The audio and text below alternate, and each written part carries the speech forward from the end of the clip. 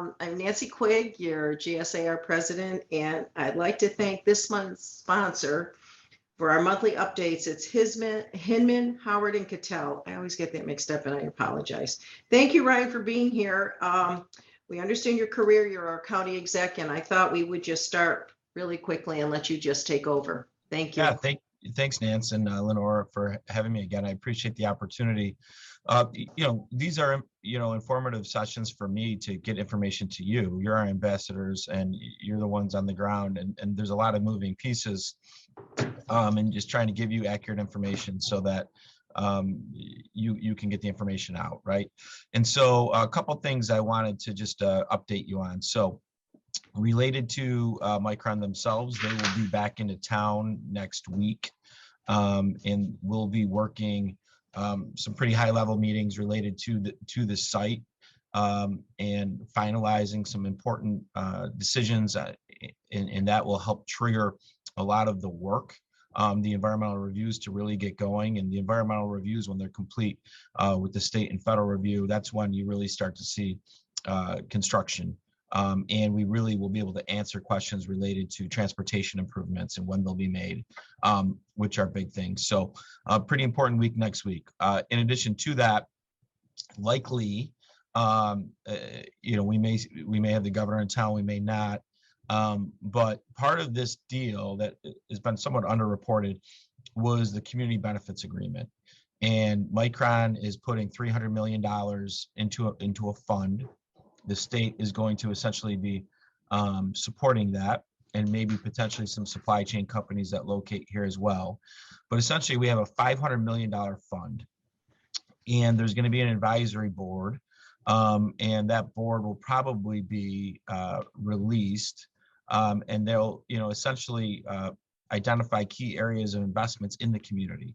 We've already announced some of this related to $10 million for STEM and STEAM education at the countywide STEAM school downtown, which is a project that's underway, but also in districts, right? A lot of announcements related to chip camps going into, CNS, Liverpool, the city of Syracuse school district, and other things. So there's been early childhood announcements already, support for the most, but these are the types of things that this fund will be co-investing in. Micron will have the final say where their dollars go, as you and I would want the final say with our money, but certainly that's something that they're going to be here, and they're developing a workforce consortium with all the higher ed players.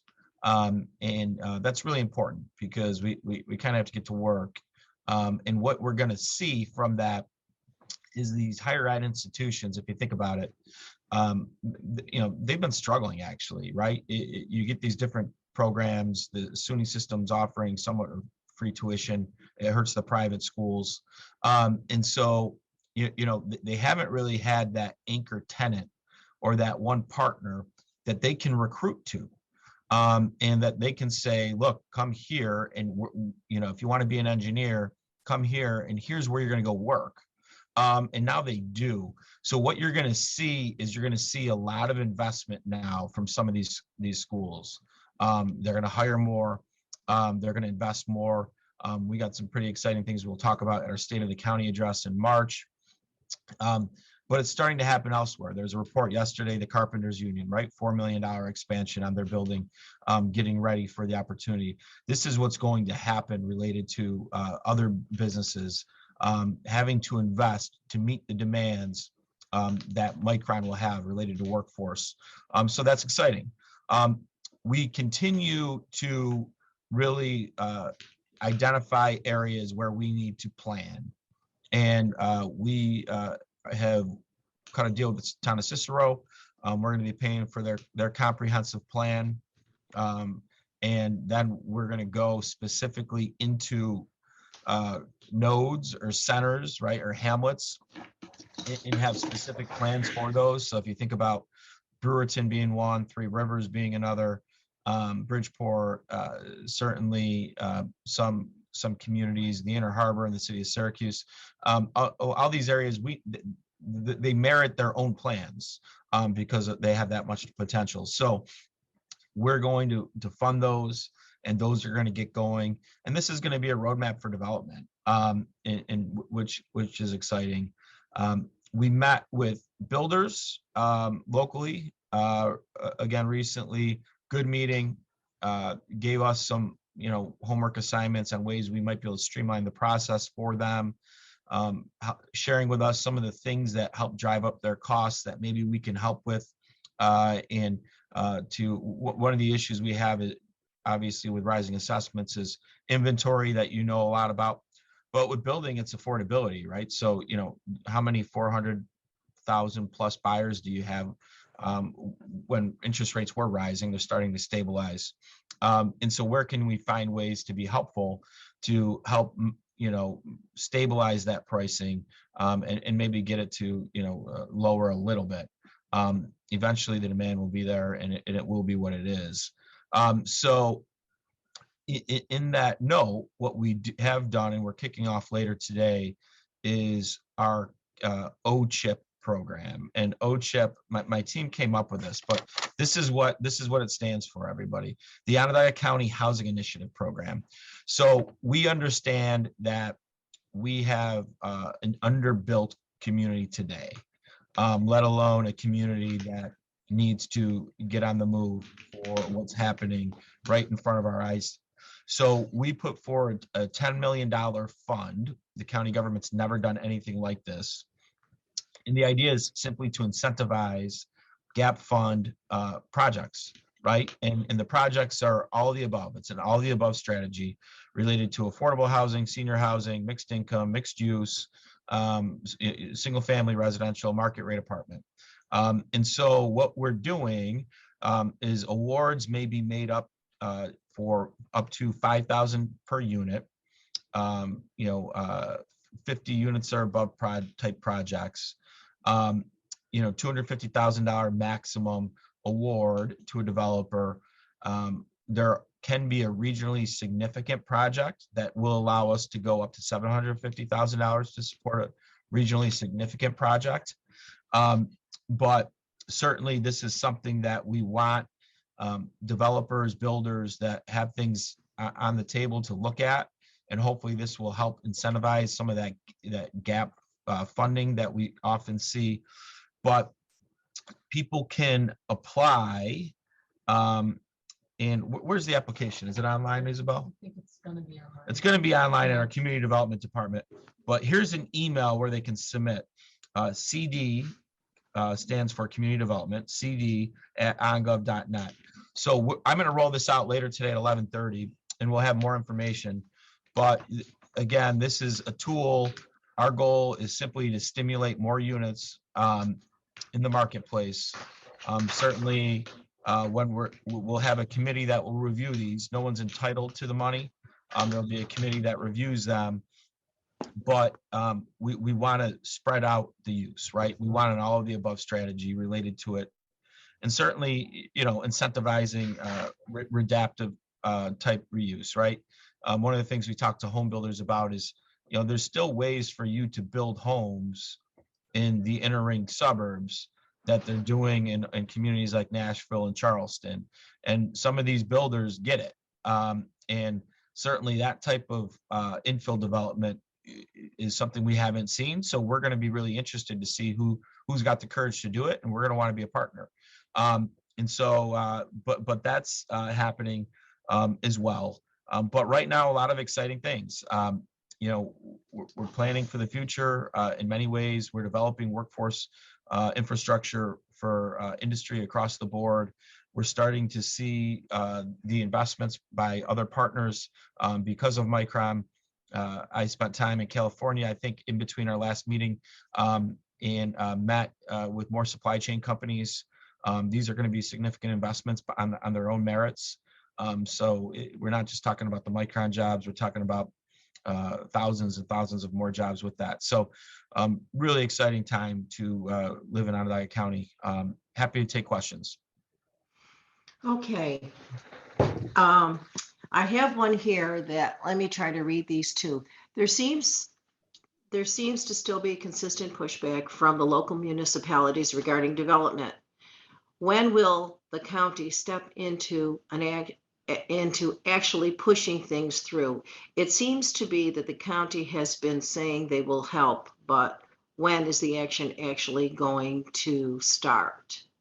Yeah, so if you think about it, we've already started the phase, right? So the key is we need plans.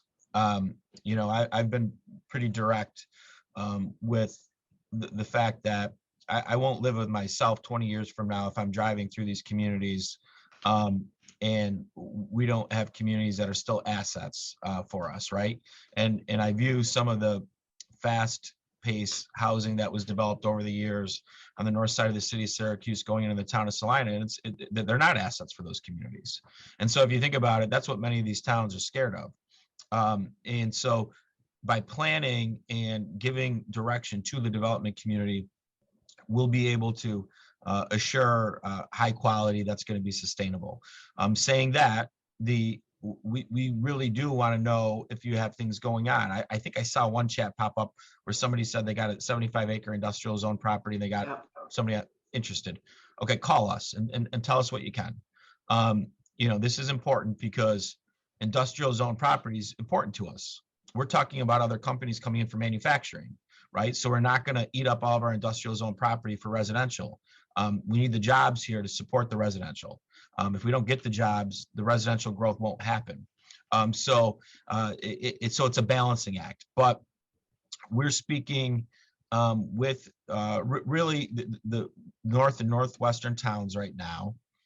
We're trying to work with what would be creative, whether we want to call it Micron zoning or whatnot, but would allow more density into certain zones. And maybe we designate certain areas, those zones.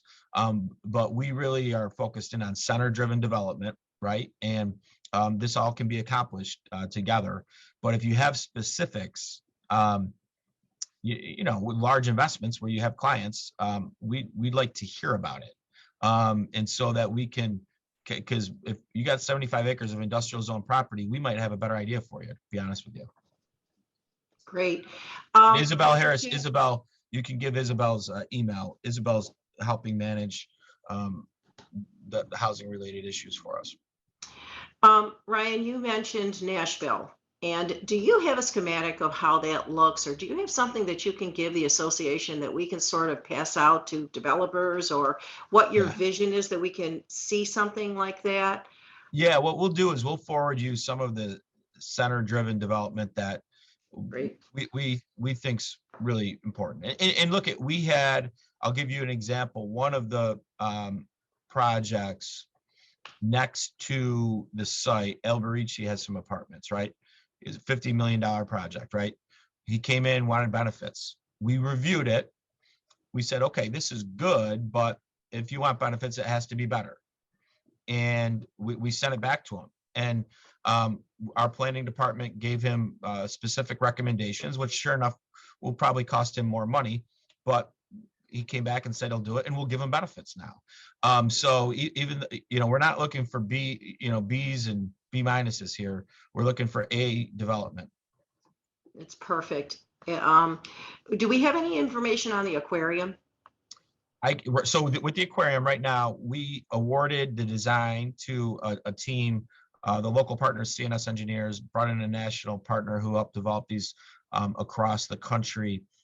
They're going through a design process. We should have an operator awarded probably in the next 4 weeks. And then that's going to drive the whole rest of the process. The design should be done November, December, and then construction will begin. And then maybe this could be the last question, because I know you have to move on.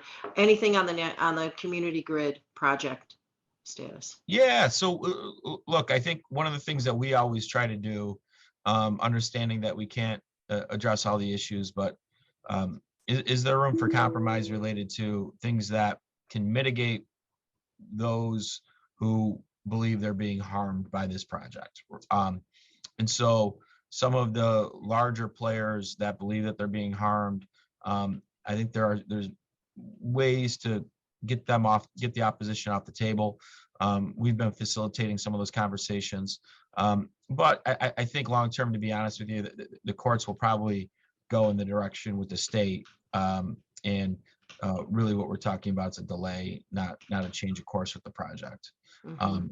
And so for us, it never we viewed our role in this process, representing everybody, the towns, the villages, the city, that our job is to figure out who's being harmed and how can we mitigate those impacts. And quite frankly, when this started, there was no Micron in the northern towns. Now there is.